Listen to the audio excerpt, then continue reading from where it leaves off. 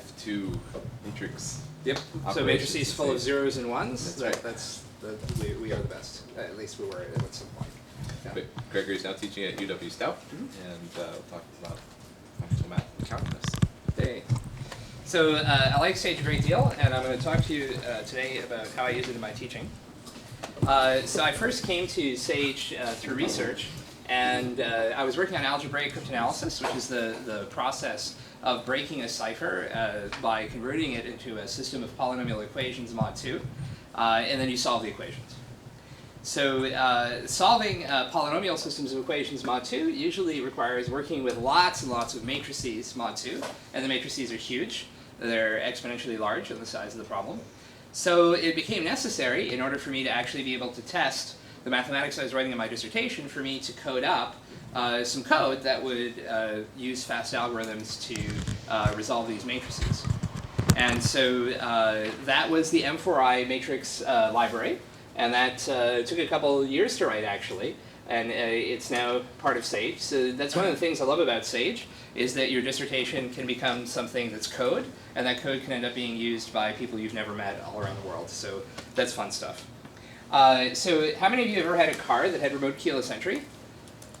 So, okay, surprisingly small proportion. How many of you have a car?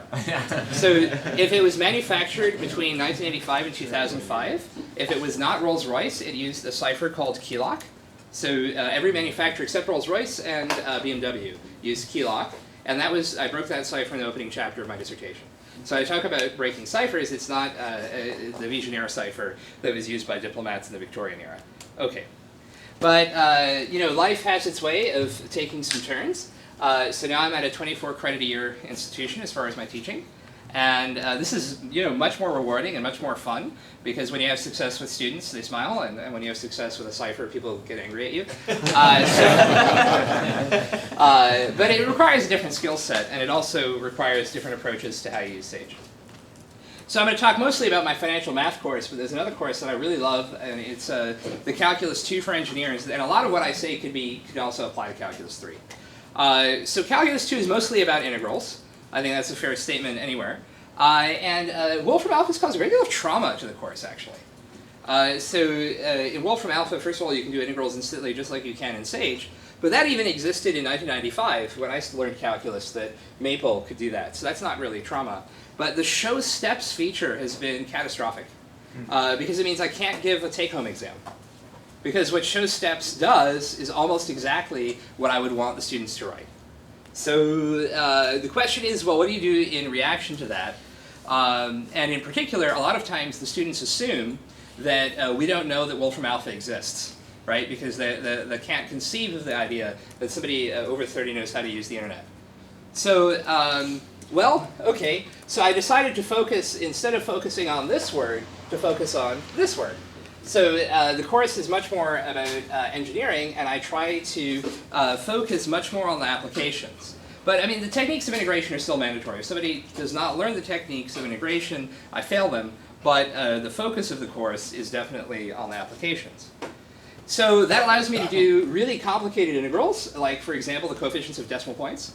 Right? If you work with live data, it doesn't look like the type of problem where all the coefficients are 2 and 5. So first I quickly knock off u-substitution integration by parts, just so that we can do a couple of things at the board. And then I do 6 weeks of applications. So for example, when we do the water tower, there's a glass factory in Menominee that's very prominent because it's just physically tall. And there's a water tower next to it. We do that water tower. Right. So, and other things, you know, the classical applications, but we try to make it really realistic, and it's nice to have Sage do the integrals. So after doing the applications for a while, they've now emotionally bought into the idea that integration is something useful. It wasn't invented by mathematicians just to torture engineers. The fact that they find it torture is only a perk. And so after we teach the methods of integration for a while, we actually end up going into vectors and parametrics and other physicsy things. We've ditched sequences and series, but this is an anomaly specific to our curriculum. It has to do with the way the courses are ordered, which is a little bit peculiar, so I'm going to not bore you with those details. So this reform movement with this particular course was between myself and Benjamin Jones, who was also a SAGE volunteer, who was teaching at UW Stout. We overlapped for a while, but he resigned to go to private industry. So this course in that time period went from being the most hated math course to the most loved, which is really, in 2.5 years, is almost impossible. But that's exactly what happened. It is now an incredibly popular course. So here's an example of how I might use SAGE. This might be really, really, really early in the course. So in Calc 1, then I had to integrate a polynomial, then I had to do a little bit of U substitution, maybe, maybe not. Maybe they knew it for the final and forgot it over winter break. So what I do is I have them integrate two things in SAGE. So they can't do actually necessarily the integral of e to the x sine x at that point. Almost certainly not. But then I have them integrate the product of the functions and compute the product of the integrals, right? So I say, all right, integrate f, integrate g, multiply them together. Now integrate f times g. Are these the same? Yes or no? And then if you give them 10 of these to do, and it's no each time, eventually it penetrates, right? So this is really miraculous, because this mistake, that the product of the integrals is the integral of the products, this it contaminates Calculus 2 exams. I mean, we're talking about the bottom 20% of the class will make this mistake. But it normally is a major problem in the course. And actually, this one assignment completely nuked that problem. So they made other mistakes, but they didn't make this mistake. So right there, you can see the power of it. And this also got them used to using SAGE. So then I also teach a course for business majors. It's called Finite Math. And it's called Finite Math at lots of different places. Fordham had it. University of Maryland had it. Those are places I taught before. But in Britain, they call it quantitative methods. And some of the MBA programs use that terminology as well. Sometimes it's called quantitative literacy, though that's usually when you leave out half the topics, you use that term. And then there's also business math, which is actually the least used name, but it's the one that makes sense. Well, anyway, so it's a really fun course. It's below the calculus level, but it should be, when it's taught well, roughly equivalent to pre-calc. So they've taken algebra before. And it's aimed at the dollar sign majors. Finance, marketing, business, accounting, economics, stuff like that. There are institutions that try to shove all the liberal arts students through this course. That's probably a mistake. You know, it really should be focused on financial and managerial type people. So usually it's in the second semester, sometimes in the first or third semester. Okay, so it's kind of interesting that calculus, if you look back 100 years, with the notable exception that prior to World War II people taught with infinitesimals and not with limits, the course has remained basically unchanged. And across institutions also it's unchanged. Even if you look at Hardy's book, which costs like $9 from Cambridge University Press, Hardy wrote a calculus text. You could use it today. I mean, it's a little hard, but you could use it. Finite math, it's totally different. It varies tremendously from institution to institution. So classic topics is probability. That's lots of fun. Loads and loads of word problems. I aim to have about 85 to 90% of the problems be word problems, because in some ways life is a multi-step word problem, right? But the thing is that our high school curriculum in Wisconsin and Minnesota, for whatever reason, de-emphasizes word problems tremendously, as does our college algebra course. So this ends up being a tremendous problem. The students have a deep hatred of word problems. So that's why I have to make, really 85% of the problems word problems, to make sure that if they can't do word problems, they don't survive.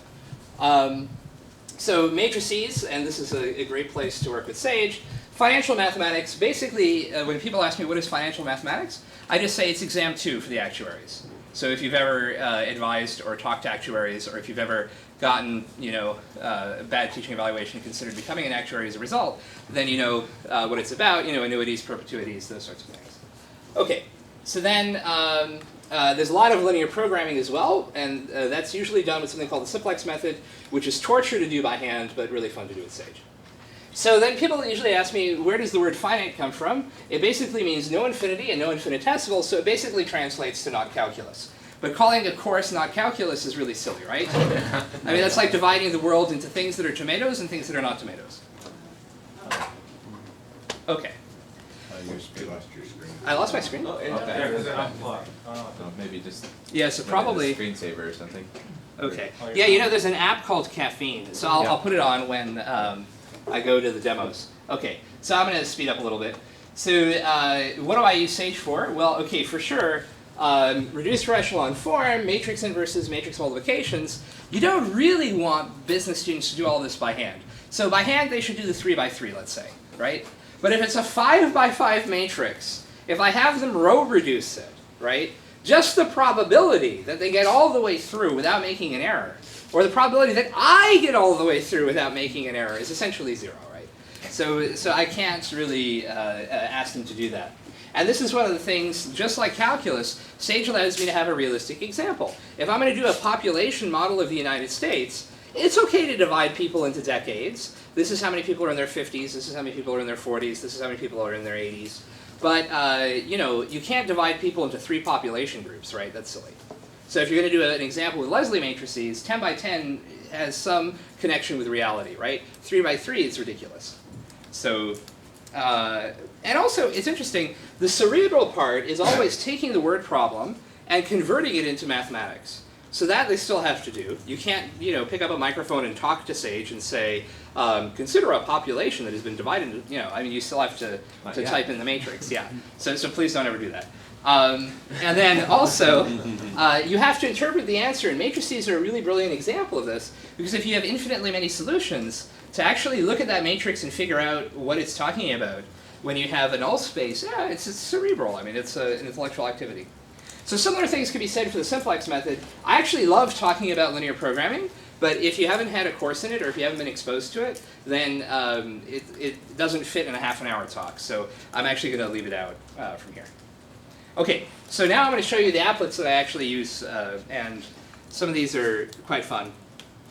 Okay, so just to be, let me put on caffeine. There we go. So now the screensaver should be disabled. Okay. So usually I would do these in the notebook server, but my applet writing skills, my interact writing skills improved while I was here. So these are now all interacts, which is way more fun. So here is a really fun one called what is stronger, 6% compounded monthly or 8% simple interest, and we have a with problem. Okay.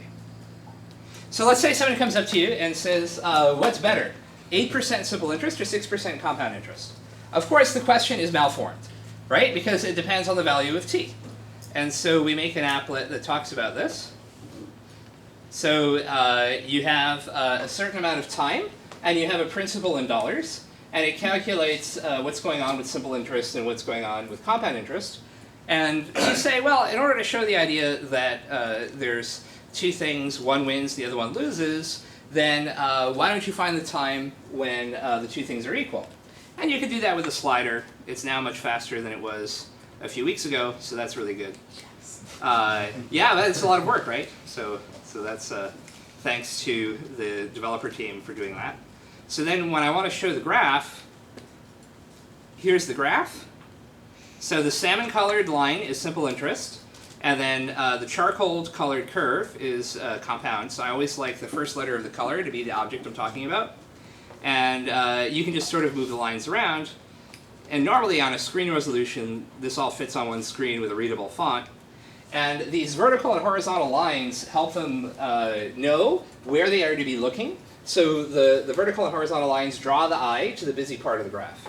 So I always try to have crosshairs in every applet so that their eye is drawn to where they're supposed to be looking. So anyway, that's one of them. There are other ones that are more exciting, so let's move on.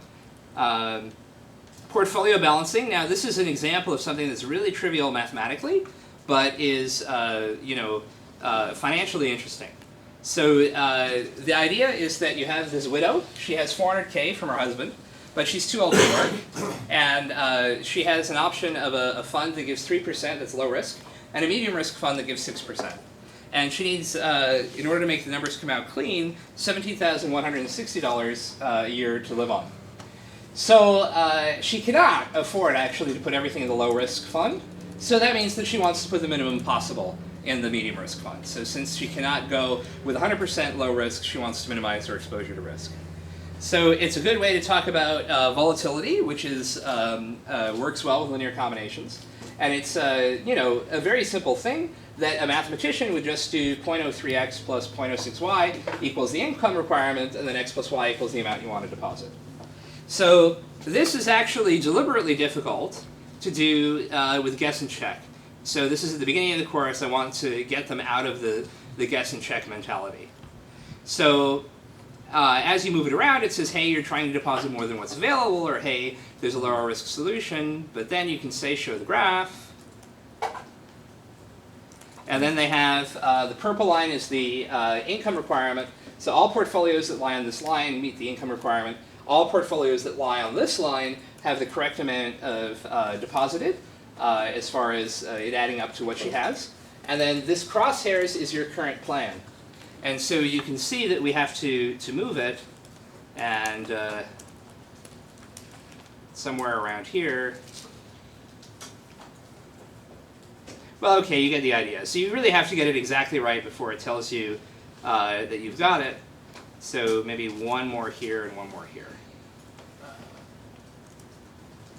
Oh no, I made the granularity wrong, because I think 172 is the solution. Oh, there we go. Yay! Okay, so it's addictive. Alrighty. So this is really trivially mathematically, it's intersecting two lines, and the course does have an algebra requirement. I mean, it's not a super remedial course, but the idea is that sometimes somebody will get a bachelor or a associate's degree, work for 30 years, and then come back for a business bachelor's. So they had algebra, but they had algebra when Reagan was president or something like that. So they've totally forgotten everything. So this is a good way to get them up to speed. Okay, so I'm going to go a little bit faster on some of the other ones. They're kind of fun though. So before we do the real linear programming, we do, so normally you can see I'm quite verbose, but I haven't written this text yet. So, so when you have a system of inequalities in two variables, you can plot them in the plane. So you get something like this. So here are the lines that are the exact borderline of in and out of the inequality. And I have this moving crosshairs where they have a point that they're talking about. And their job is to find the region of the plane that represents all of the inequalities being happy at the same moment. So it's trivial for us, but for the students it's a little hard. So as they move around, some of the inequalities are satisfied, some of them are violated. So let's plunge that y-coordinate down. So anyway, that's that. But if I show the colors, then all of a sudden the things that are colored in represent areas that have upset one of the inequalities. And this is actually pink. It didn't show on the projector. This is the only white region, so then they know they have to go there. So it's actually quite interesting because they have to really think. And if you try to guess and check, there's too many regions actually to guess. So, you know, it's interesting. So another one that really kills people is order of operations. And then I'm going to wrap up. Well, okay, just two more. So practicing with the quadratic equation, this is my way of getting them to practice order of operations. I know that sounds so sad, but and of course students should know how to do the order of operations by the time they are in this class. But my university is not located on planet Should. It's located on planet Earth, and they don't know the order of operations sometimes. Okay.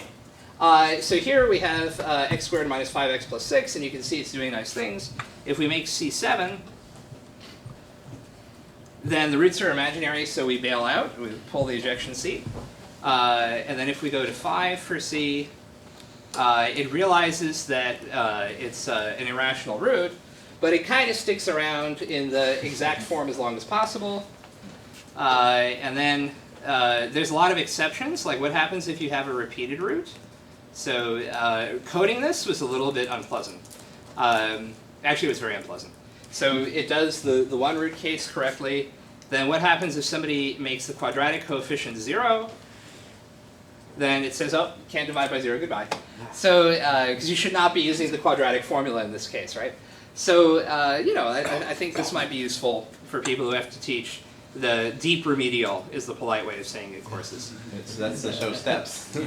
Yeah, well, yeah. About Wolfram. So, but the thing is, in a course like that, we would normally have them do weekly quizzes where it's like the first 30 minutes of an airplane flight, no technology whatsoever. And by the way, that's a really good teaching strategy. This idea of chapter exams once a month, it just sucks. If you give them a weekly quiz, they have an opportunity to screw up like 3 separate times, especially if you drop the lowest 2 and there's 14 of them. And that this way, they like you for that. And at the same time, you have more granular feedback. So look, if they bombed one of the quizzes and everybody bombed it, then maybe you should review that, you know. And if they all got 100, then it's time to speed it up a little bit. Okay, one more, and then I'll show you my book, and then we're done. So this is a problem where there's a solvents factory, and they have been bought out by their arch rivals for the purpose of closing them. But all of their products are highly toxic. And so they have to liquidate their supply.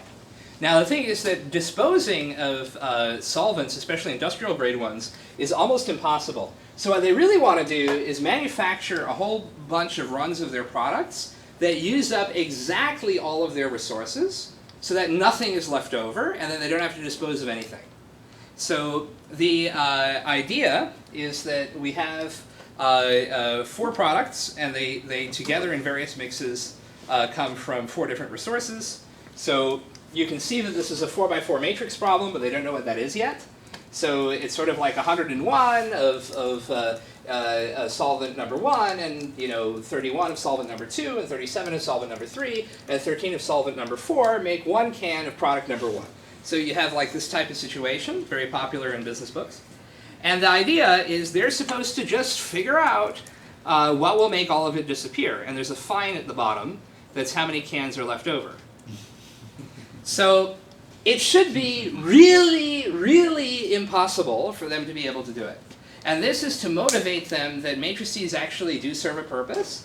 Again, it's not invented to torture them, right? The fact that it tortures them is merely a perk. And you'll notice that I also chose prime numbers for almost all the coefficients. If you have a matrix full of prime numbers, that means you need to operate with a 7-digit determinant in your head if you're just going to guess the answer. So really, they're not going to be able to do it unless they sit down and write the equations down. So it's a good motivator. But you can put in an exact solution. It'll say your fine will be $0. So it's kind of cool. So now I'm going to tell you about the book that I'm writing. And I'll go super fast so I don't use up too much time. So, oh gosh, okay. So the resolution of the screen and the resolution of the projector are not the same, which is why this is happening. That we're getting a mess. So my book is exactly for this course. And I have lots of chapters because some universities include some topics and some exclude some topics. So right now this is the chapter on what is compound interest, so very elementary. But there's advanced stuff later on in it. And I like to divide the text into boxes. So a typical page will have 3, 4, 5, or 6 boxes. And this is meant to address the 25-second attention span problem that many of our students have, right? They're even given medications because of it, and they're given extra time on exams. So people with MDs are certifying that they have no attention span. So how do I address that? Well, so the book being ultra-finely subdivided really helps. So the main structure is an example, try it yourself. And so it's not like you read a while and then the homework's at the end. You read for like 30 seconds and you're doing another problem. So then I warn them about common mistakes. Whenever there's a connection to personal finance, I note that. There's like a dozen or so type of icons that can appear at the left. So there's another example, another try it yourself, another try it yourself. And I really like to point out the common errors. So here, okay, that's not actually readable, but if you could read it, you could see that here some people are rounding interest rates, which you must never, never, never do. Interest rates should never be rounded. You have to use all the available precision. And they've rounded actually in relatively forgivable ways, but the answer, it's off like by $1,000. So, and it's only a $30,000 deposit, it's not $1 million deposit. So what this is really showing them is actually sensitivity analysis. Because for any problem, there's an inverse problem, but the inverse problem is not necessarily well posed. So in linear algebra, you have the condition number. When you have a nonlinear function like compound interest, there's not really a concept of a condition number. But you can still say, if I wiggle a little bit the inputs, how does the output change? And sometimes it changes a lot. It's not necessarily the case. I guess what I'm saying is that not all functions are Lipschitz continuous with really small Lipschitz numbers. You don't see that in class. Never. Actually, you know, I mean, just to be really honest, often this course has to be taught by a new PhD who doesn't know linear programming. They don't know, you know, things like the actuarial stuff, the annuities, the perpetuities, the present value, the future value, amortization, all of that. But I would really like to write something that is the instructor's guide, where like what's actually happening behind the scenes that you can never tell the students about, but that as a professional mathematician you should be aware of, right? Because I've heard instructors, some of them have taught the course multiple times, say things that are really, really, really, really false. And that's not normally how we approach mathematics, right? Okay, anyway, so just one other thing, the fact that this book is mainly intended to be distributed electronically, so at the end of each lesson, for example, I do a skills inventory. At the start of each lesson, I have a map of where the lesson is going to go. Because it's mainly electronic, I can go to 1,100 pages with no problem. You can see I'm already at 715. What this means is I can use vertical space liberally, right? And so I can show all the details that you really should show because they need the details. But in a print book, it's totally impossible, right? So it turns out that the book printing machines actually have a technical problem at about 1,100 pages. So that's why things are limited at that point, and almost all the big calculus books are within 25 pages of that ceiling. So they would surely show more details if they could, but they can't because the book printing machine will break. So I mean, you know, this is lots of fun. And again, even when I'm teaching the laws of exponents, I try to make the examples be something explicitly financial. So it's fun stuff. I'm just going to show an image of Venn diagrams, and then I'm going to sit down. So with Venn diagrams, for example, everybody always does the pizza topping selection problem. I do that too, but I do a couple of marketing problems, like some people like magazines, some people like television, where should you advertise? But then I do blood types, because everybody has blood. Okay? So, and then I say this is like the pizza selection problem, pizza topping selection problem, but for vampires. So, okay. So, any questions? Are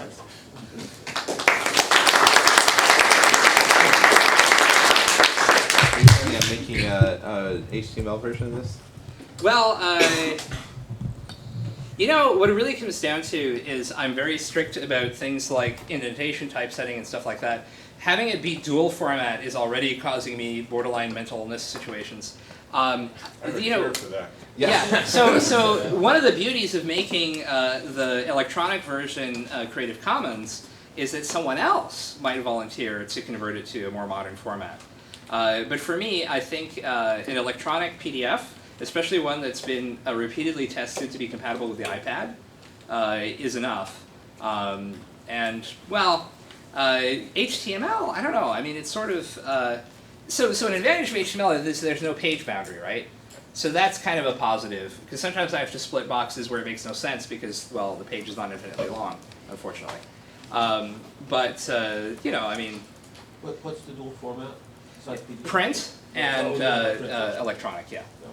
Because there are things, so I use the LaTeX jump around stuff a lot. So for example, it'll say, and you'll notice that we did this problem 300 pages ago in a different way, and it'll have the page number. It really should be the case that that's an electronic link that you can click on and go there. But for whatever reason, and I've wasted a lot of time on it, and I can't understand what's wrong, the links never actually operate correctly. And I think part of it is that there's no actual characters in this book. They're all boxes. And LaTeX interprets it in a somewhat hierarchical manner. So this entire box is actually typeset as one enormous character. So that's going to screw it up a lot on the internals. Well, I mean, it does. So if anybody thinks that they can fix it, I'll give you copies of the files and let's see if you can fix it. Okay. So I've really tried a lot. So you know, I mean, I don't want to throw my time away on typesetting matters very much. So yeah. Just a quick historical. Finite math was invented by John Kennedy. Oh, very cool. Right on. It sounds like a Dartmouth type of thing because Dartmouth is remarkably practical with the way they approach human nature. Like they've got the D plan and that you're supposed to stay on campus one summer and, you know. He and Snell did it. He did it with Snell. Right on. That was the first finite math. They picked the title off where it came from. Yeah. No, that makes sense. And one of the other things you missed in the list is markup processing. Yeah, I consider that a branch of matrix multiplication, but definitely it's in there. I love That's it. why they have the probability there. That's why the probability is in the book. That's probably why the probability was there originally. I think today we teach probability for its own sake, but definitely Markov chains is a major topic. Yes? Yeah, I really like the idea of you writing a manual for teachers. I hope you follow through with it. Yeah. Yeah, I think it would be a lot of fun because somebody with a PhD in mathematics knows a lot of stuff that while they can never say it, it really helps if you know what's going This, on. of course, gets neglected by a lot of people. A lot of people like me avoid teaching it. Yeah, well, it's also punishment in a lot of places. Yeah. And I shouldn't name it, but I know of an institution where it is punishment. And I think every math department has a course that is punishment. Otherwise, you totally lose control over the faculty, right? But the thing is that you know, maybe it should like rotate among several different courses so that you're not like randomly abusing an enormous portion of the student population. So, and it's also known whenever there's a recession, the number of people who enroll in the business program skyrockets. And that when the economy is good, then they can switch to liberal arts a little bit. But this is a repeated pattern. Somebody wrote a paper about it, like the last 7 recessions that happened. So you can't abuse the business students. They're way too important. And they are different. I don't talk to them the way I talk to my engineers. But you know, if we're going to teach them some mathematics, we might as well teach them some mathematics that they're going to use, right? So since you have them anyway, you might as well do something to them that will help them. You've already got this broken up very much in problem format type Yeah. thing. Would it fit this kind of teaching style you have and so on to use this online assignment type things? Is this Yeah, so trying the to do interesting this, or thing is with that- web work, because we use web work Right, religiously in calculus. Alex is there, Yeah, Alex Bazaroff, yeah. Bazaroff is. It- Web work has been a disaster with finite math, but because the people who worked on it and wrote the problems never taught the course. And so they did things that no thinking person would ever do. So like, for example, if you're going to do a linear programming problem that uses the simplex method by hand, you would never dream of randomizing the coefficients. Right. Okay, but I'm not supposed Randomize to the use swear solution words. and then work backwards. Yeah, the person who wrote the web work problems for the simplex method chapter randomized the coefficients. So in step 1, if you're using fractions, you have 17ths and 19ths. In step 2, you have 343rds or something like that. That's a crazy Yeah. number. Or if you use decimals, you literally need 6 digits of precision, right? And these problems sometimes have 11 columns and 5 rows. So in reality, nobody should be doing simplex method by hand. If you trace the history of linear programming, it kind of was considered cool, but it didn't really take off until the computer was available.